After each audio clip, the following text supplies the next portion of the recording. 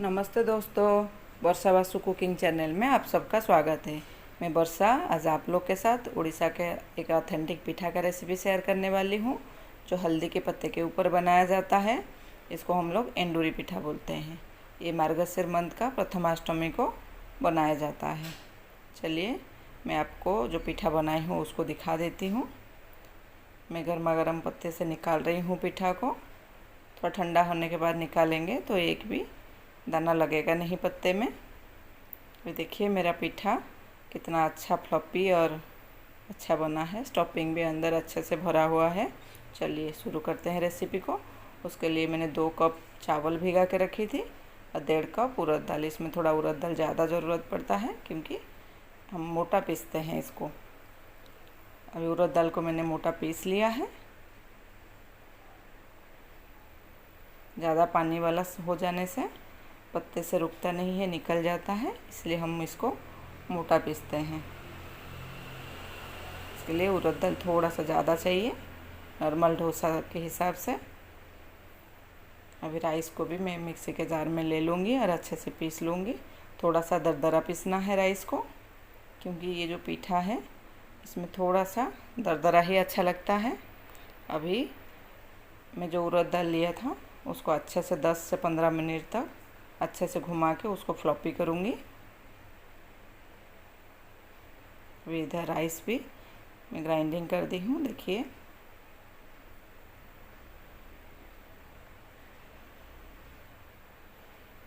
अभी 7 मिनट से मैं घुमा रही थी उसको, तो मेरा फ्लॉपी होना शुरू हो गया है। जैसे ही अच्छे से फ्लॉपी हो जाए उसी में चावल को भी मिक्स कर दीजिएगा।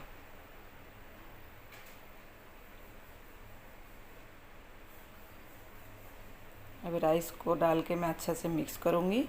मैं पहले से ही चावल और उड़द दाल को भिगा के रख के पीसी हूँ।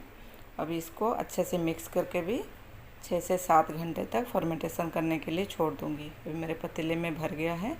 फर्मेंटेशन होगा तो ऊपर आ जाएगा, इसलिए मेरे को 2 पतीले करना पड़ेगा। देखिए मैं अच्छे से मिक्स कर दी हूँ। तो मेरा बैटर देख लीजिए, थोड़ा सा दरदरा है। अभी स्टफिंग के लिए मैंने 2 नारियल ले ली हूँ। उसको अच्छे से साफ़ करके उसका मुरादा निकालूंगी। अब इसलिए उसको मैंने तोड़ दिया, इससे पानी निकाल दूंगी। ये मुरादा निकालने के लिए मेरे पास एक हैंड मशीन है, उसमें मैं सारे मुरादा को निकाल दी हूँ।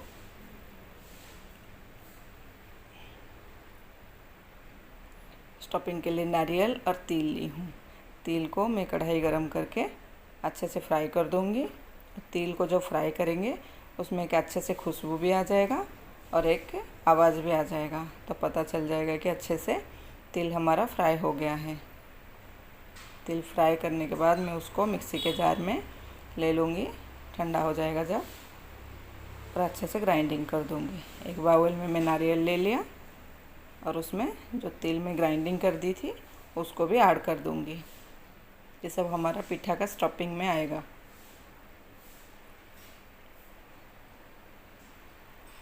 और अच्छे से मिक्स करूँगी। इसमें आप इलायची पाउडर भी डाल सकते हैं, नहीं तो ब्लैक पेपर पाउडर और कपूर, स्मेल के लिए कपूर भी डाल सकते हैं। मेरे पास कपूर नहीं था, मैं खाली इलायची पाउडर डाली थी इसमें। और इसमें गुड़ में डाली हूँ, आप चाहे तो चीनी भी डाल सकते हैं। और इसको डाल के अच्छे से हमको मिक्स करना है। देखिए मैं इलायची पाउडर ऐड कर रही हूँ। अच्छे से मिक्स करने के बाद देखिए मेरा स्टफिंग रेडी है। स्टफिंग ब्लैक ब्लैक दिख रहा है क्योंकि तिल ब्लैक है और नारियल उसके साथ मिलके भी ब्लैक हो गया है। और मैं अच्छे से रात को 6-7 घंटे तक ढक के रख दी थी। देखिए मेरा फर्मेंटेशन हो गया है, कितना अच्छा फ्लॉपी बना है बैटर।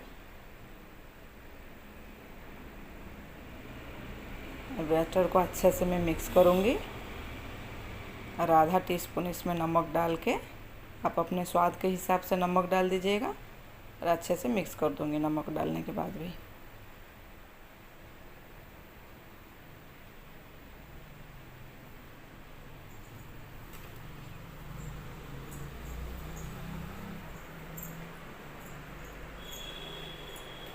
और इधर एक पतीले में मैं पानी ले लिया, उसके ऊपर एक कपड़ा बांध दी हूँ, क्योंकि मैं जो पिठा बना रही हूँ उसको भाप में बनाना है। उसको अच्छे से गरम करने के लिए चढ़ा दी थी और ढक दी थी।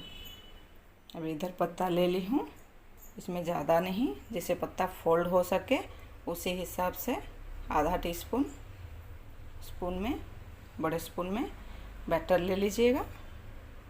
और मिडिल में हम जो स्टॉपिंग बना के रखे थे नारियल, तिल और गुड़ की मिक्सर, उसको मिडिल में मैं डाल दूँगी।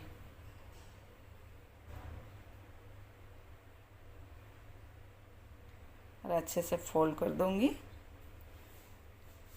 मैं गैस में जो पानी चढ़ाई हूँ उसी भाप में,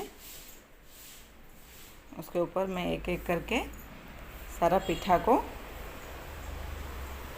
रखूँगी। ये एक एक कर पत्ते में मैं पानी लगा के उसके ऊपर बैटर डाल रही हूँ और इसके ऊपर स्टफिंग डाल रही हूँ और फोल्ड कर देती हूँ। जो गरम की हूँ पतीला, उसके ऊपर एक एक करके रख दूँगी। ज़्यादा मत रखिएगा, जैसे आपका कैप रहने के लिए जगह हो और अच्छे से स्पेस बने बॉईल होने के लिए। अभी मैं बॉईल करने के लिए ढक दी हूँ। 10 मिनट में बॉईल हो जाता है भाप में। अभी चेक कर लीजिए, मैंने चेक किया, हो गया है ऑलरेडी। अभी मैं प्लेट में निकाल देती हूँ। मैं इसके लिए कच्चा पत्ता भी यूज की हूँ, आप चाहें तो इसमें सूखा वाला पत्ते भी यूज कर सकते हैं। हल्दी का सूखा वाला पत्ते से ज़्यादा खुशबू आता है। ये पीठा खाने के लिए भी बहुत टेस्टी लगता है। Thank you, bye bye.